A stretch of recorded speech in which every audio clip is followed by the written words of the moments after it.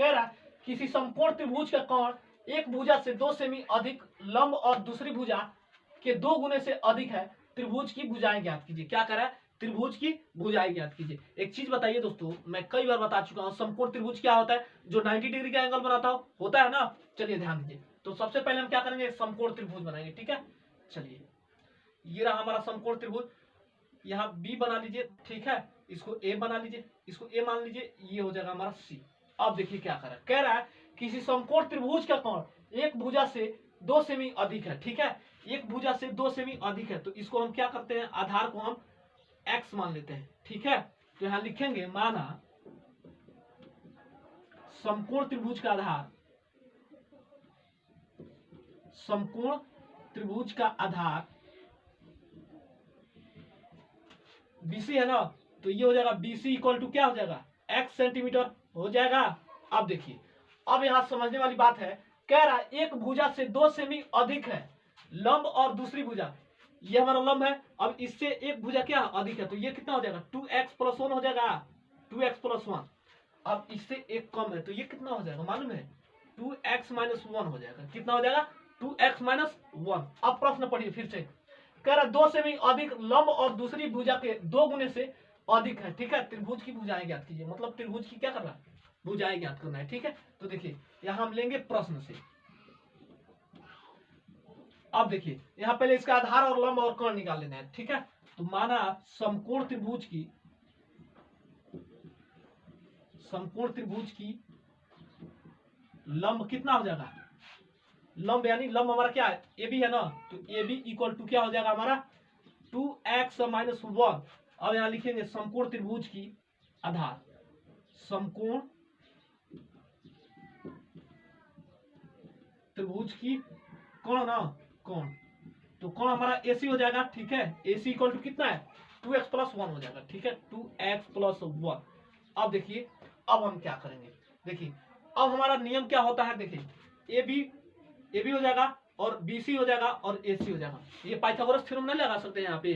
तो देखिएगा यहाँ लिखेंगे AB का स्क्वायर प्लस BC का स्क्वायर इक्वल टू AC का स्क्वायर हो जाएगा। जब तीनों मान निकल गया तो पाइथागोरस थ्योरम लगा देंगे। ठीक है, अब देखिए AB का स्क्वायर कितना है? AB का स्क्वायर देख लीजिए, 2x - 1 है। कितना है?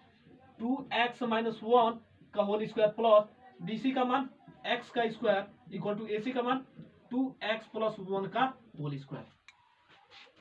ध्यान दीजिए, अब हम क्या करेंगे?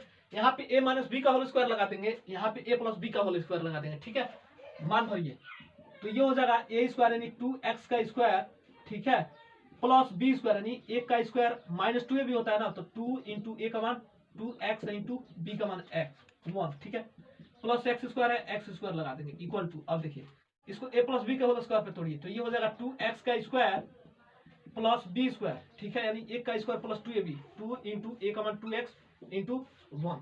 ठीक है, अब ध्यान दीजिए कुछ कटेगा। देखिए 2x² से 2x² कैंसिल, 1 स्क्वायर से 1 स्क्वायर कैंसिल।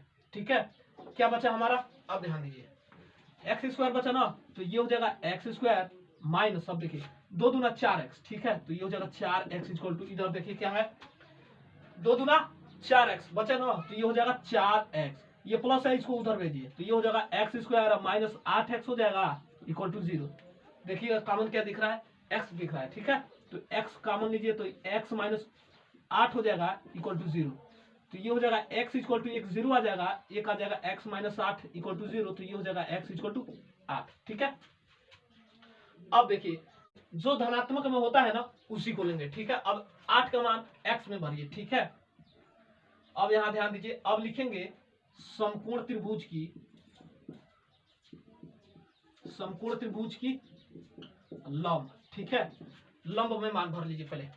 ठीक है, अब यहां ध्यान दीजिए, लंब हमारा क्या है? 2x ना, तो 2x - 1 इक्वल टू 0, तो x के जगह पे 8 भरना है। ठीक है, तो ये हो जाएगा 2 × x के जगह पे 8 - 1 इक्वल टू 0। 8 दूना 16 में से 1 जाएगा, 15 बचेगा ना, तो ये हो जाएगा x इक्वल टू 1 आ जाएगा, लंब हमारा 15 सेंटीमीटर। ठीक है, जो कि हमारा एक आंसर है। ठीक है, अब आधार का मान भर लीजिए, तो आधार का मान देख रहे हैं x है, तो x की जगह पे हम 8 रखते हैं, तो 8 हमारा 8 सेंटीमीटर आ जाएगा। ठीक है, अब क्या बचा हमारा कोण? ठीक है, कोण बचा ना, तो कोण यहाँ पे लिख लेंगे समकोण त्रिभुज की कोण, ठीक है, समकोण त्रिभुज की कोण, ठीक है। ध्यान दीजिए समकोण त्रिभुज की कोण कितना है 2x + 1 है ना, मान भरिए x का मान, तो ये हो जाएगा 2 × 8 + 1 = 0, तो ये 8 × 16 17 सेंटीमीटर, ठीक है, जो कि हमारा ये आंसर है, ठीक है। तो चलिए हम इसका नेक्स्ट क्वेश्चन लेते हैं। क्वेश्चन नंबर 18 क्या करा, इसको मिटा दे क्या, चलिए इसको पहले आप लोग नोट कर लें, ठीक है। चलिए ध्यान दीजिए, किसी समकोण त्रिभुज का क्षेत्रफल 30 वर्ग मात्रक है, ठीक है।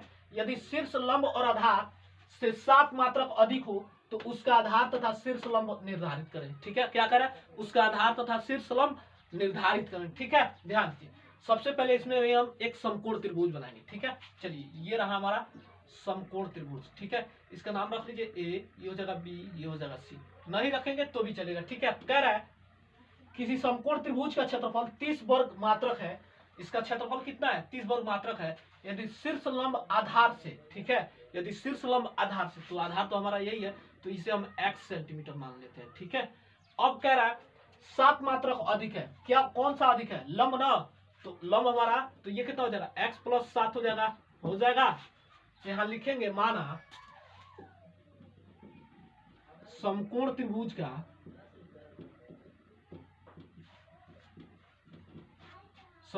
का आधार इक्वल टू BC है ना, तो ये हो जाएगा हमारा BC = x सेंटीमीटर, ठीक है।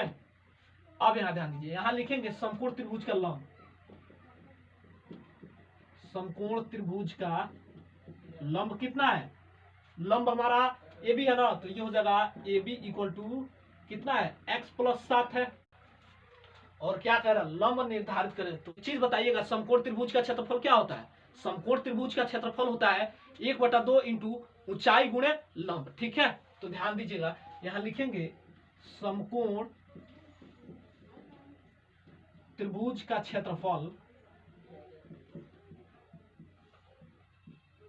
क्या होता है 1/2 × आधार होता है ना, तो आधार × ऊंचाई, ठीक है, ऊंचाई। ये रहा हमारा फार्मूला, आप लोग नोट कर लीजिए।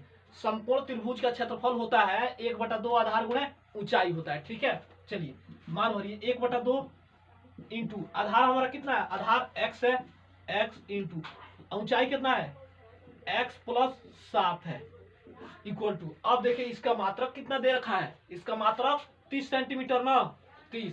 अब हम क्या करेंगे 2 का भाग इसमें कर लेंगे, ठीक है। ध्यान दीजिए तो यहाँ हो जाएगा x का पहले गुणा कीजिए, तो ये हो जाएगा x² प्लस ये हो जाएगा 7x = 30 गुना 60, ठीक है। प्लस है उसको उधर लेके चलिए, ठीक है, तो ये हो जाएगा x² + 7x - 60 = 0।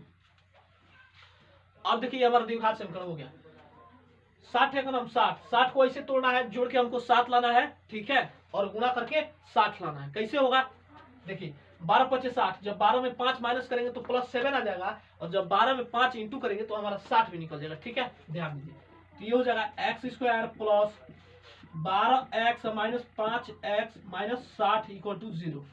कॉमन लीजिए, x कॉमन आएगा तो x + 12 हो जाएगा, इसमें कॉमन 5 आएगा तो x प्लस माइनस माइनस मिलके प्लस, तो 12 × 5 = 60 = 0, ठीक है।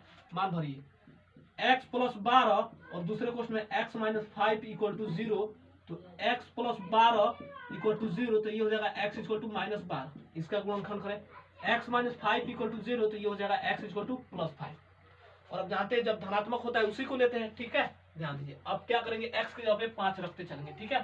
अब इसका मान भरिए, तो इसका मान भरेंगे AB = x + 7 है, ठीक है।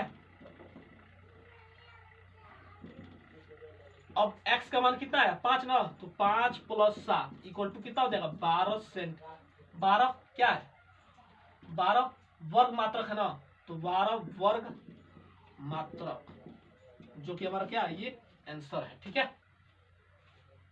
तो चलिए दोस्तों आज के लिए बस इतना ही क्वेश्चन रहने दीजिए, मैं फिर पुनः अगले वीडियो में मिलता हूं, तब तक के लिए जय हिंद।